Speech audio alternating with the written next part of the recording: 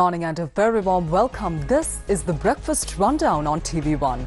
I'm Therunee Karunaratne. We're coming to you live and direct from our Newsfirst studios here in Colombo. As always, we are ready with the details of this morning's top local, international as well as sports news items. So let's dive right in. Our top local story this morning is dedicated to all our cricket enthusiasts. The ICC Champions Trophy 2025 kicks off today with Pakistan and the United Arab Emirates co-hosting this prestigious tournament. This marks the 9th edition of the competition, which first began in 1998 and returns after an 8-year hiatus. Australia holds the record for the most titles, having won the tournament twice. Pakistan, defending champions after their victory in the 2017 edition held against in England and Wales, will look to retain their crown.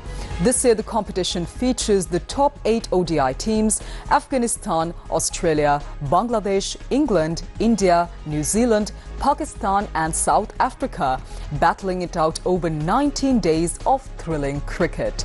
Matches involving India will be played in the UAE, and the opening match of the tournament will see Pakistan face off against New Zealand at 2:30 p.m. Sri Lankan time. And cricket fans can of course catch all the live action on TV1 and on www.sirasatv.lk as part of the MTV Media Network, the official local broadcaster of the ICC Champions Trophy 2025. Well, let's move on to local news now. Today marks the second day of the debate on the second reading of the 2025 budget. The Parliament is scheduled to convene for this at 9:30 a.m. today. The debate will continue until the 25th of February, while the vote on the second reading of the 2025 budget will be held that evening. The committee stage debate on the appropriation bill is scheduled to be held for 19 days, including 4 Saturdays, from the 27th of February to the 21st of March. The vote on the third reading of the appropriation bill is scheduled for the 21st of March at 6 p.m.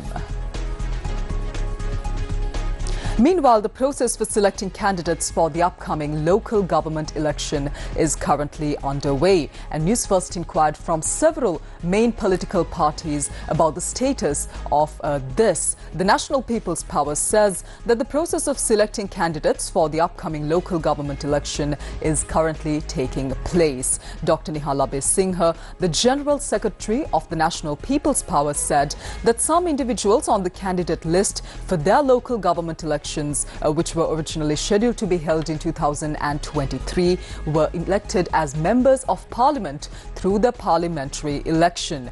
This process is expected to be completed within the next 2 weeks.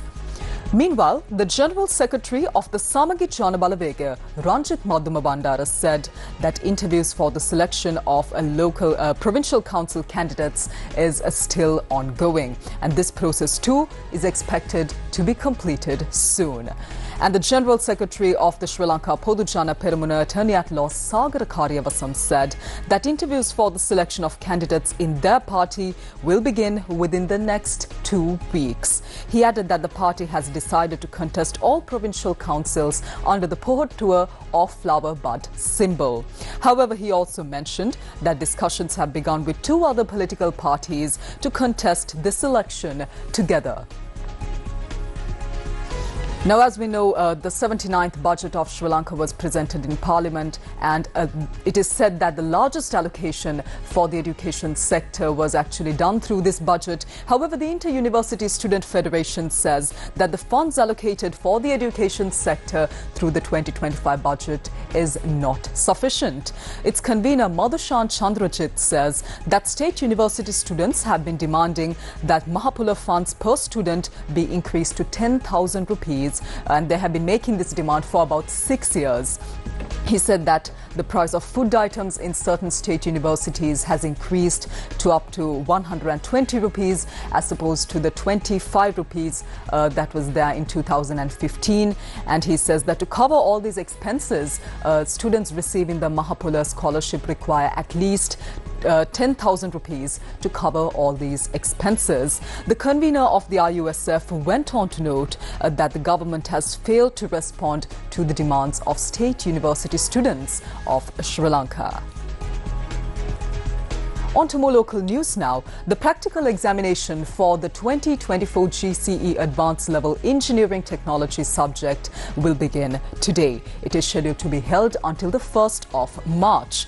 The Department of Examinations says that the practical examinations will be conducted at 41 centres across the country. The date and location for the examination of the candidate will be mentioned in the admission card, and the department also says that no changes will be made to the scheduled time and venue for any reason at all. Candidates are also informed by the Department of Examinations to be present at the examination centre 1 hour before the scheduled time mentioned on the admission card. Let's move on to more local news now. A man and his daughter were killed in a shooting that took place last night in the Kadevatta junction in Middeniya, Tangalle. Police say that an unidentified group carried out the shooting at about 10:15 p.m. yesterday when the man was travelling on his motorcycle with his son and daughter.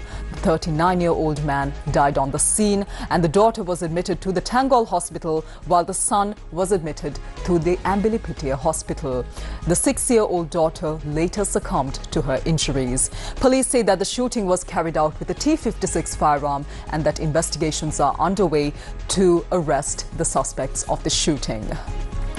Let's move on to some key government decisions now. The Ministry of Public Security and Parliamentary Affairs says that the Department of Immigration and Emigration has taken steps to remain open 24 hours a day, and this decision came into effect last night. Minister Ananda Vijaypala says that accordingly measures are being taken to issue 4,000 passports daily. The minister also says that a night bus service will begin today, travelling from Colombo Fort to Battaramulla. Another key government decision now. The Ministry of Digital Economy says that steps are being taken to issue digital identity cards starting from April 2025. Deputy Minister Therunee Karunaratne said that the process for collecting data for this purpose is now in its final stages. It is planned to provide facilities for the general public to supply this data to the government through their respective divisional secretariats, and the Deputy Minister also said that a network system is in place to ensure that this process takes place smoothly and properly. And under the first phase of this initiative, a facial recognition and fingerprint collection will be carried out for applicants of the digital identity card. Under the second phase, biometric data such as retinal scans will be added to this new digital identity card. The Deputy Minister also mentioned that new applicants will be issued digital identity cards under the first phase, and under the second phase, digital identity cards will be issued to old identity card holders. Meanwhile, the Ministry of Public Security and Parliamentary Affairs says that 4 criminals who are hiding in Sri Lanka will now be brought back. Hiding in India will be brought back to Sri Lanka today. Minister Ananda Vijaypala says that various charges are pending against them in courts across the country. On to the weather update now. The Met Department has issued an amber heat index advisory covering several provinces across the country. Accordingly, the heat index, or the temperature that's felt by the human body, is expected to increase up to a caution level at some places in the northern, north central, northwestern, western and southern provinces and in the Ratnapura district. Individuals working outdoors are advised to stay hydrated and take breaks in the shade as often as possible. The Met Department's advisory says that those indoors should check on the elderly and the sick, and that it is critical to never leave children unattended inside vehicles. And people engaging in outdoor activities are also advised to limit strenuous exertion, find shade and remain hydrated right throughout. Additionally, wearing lightweight, white or light-colored clothing is recommended to help manage the impact of this extreme heat that we are all experiencing these days. The Met Department forecasts that this dry weather condition will continue until about mid-April this year. Well, let's move on to the final local news item this morning. A fire broke out at a garment factory in Dulapitiya Boralas Gamur at about 11:18 p.m. yesterday. Police say that the blaze by now has been completely brought under control. Firefighting units from the Dehiwala Mount Lavinia Municipal Council, Colombo Municipal Council as well as other fire departments assisted in controlling this fire. The cause of the blaze, however, has not yet been determined, and police said that no lives were lost in this fire. Shifting your attention to news overseas, the United States and Russia will appoint high-level teams to negotiate the end of the war in Ukraine and are working to re-establish diplomatic channels. And this was said by U.S. Secretary of State Marco Rubio at the end of the key talks that excluded Kiev. Speaking to reporters after meeting Russia's Foreign Minister Sergei Lavrov in Riyadh, Saudi Arabia, Rubio said concessions will have to be made by all sides in order for the conflict to end. Let's take a look at what he had to say. I'm away today convinced that they are willing to begin to engage in a serious process to determine how and how quickly and through what mechanism can an end be brought to this war. Whether we can ultimately reach that outcome will obviously depend on every side in this conflict's willingness to agree to certain things. However, Russian Foreign Minister Sergei Lavrov has said his country will not accept any peacekeeping forces from NATO countries in Ukraine under any peace deal following high-level talks with the US in Saudi Arabia. He said, quote, "Any appearance by armed forces under some other flag does not change anything. It is, of course, completely unacceptable," unquote.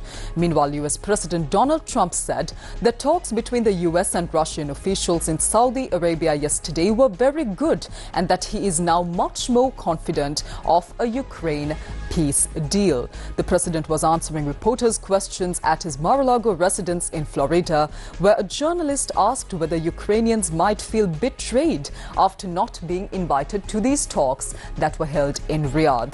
Trump responded that Ukrainians have already had 3 years to negotiate for peace in the war that began with Russia's full-scale invasion in 2022.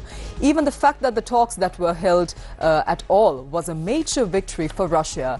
The meeting marked the first time top-level US and Russian officials had met face-to-face since Moscow launched its full-scale invasion of Ukraine in 2022, and they marked a complete reversal of policy from that of the Biden administration. The US delegation, which include Rubio as well as the US Middle East envoy Steve Witkoff and National Security Advisor Mike Waltz, suggested that this would be the first in a series of engagements in order to bring this war to an end. Asked if the US would be willing to accept Russia retaining any of the territory it had annexed from Ukraine since February 2022, Waltz said it was something to be discussed. Well, that's a wrap of this morning's edition of the Breakfast Rundown on TV1. I'm Therunee Karunaratne. You can join us once again tomorrow as well at 7 a.m. same place, TV1, for more of the very latest from here at home and around the world. Until then, take care. Have a wonderful day ahead.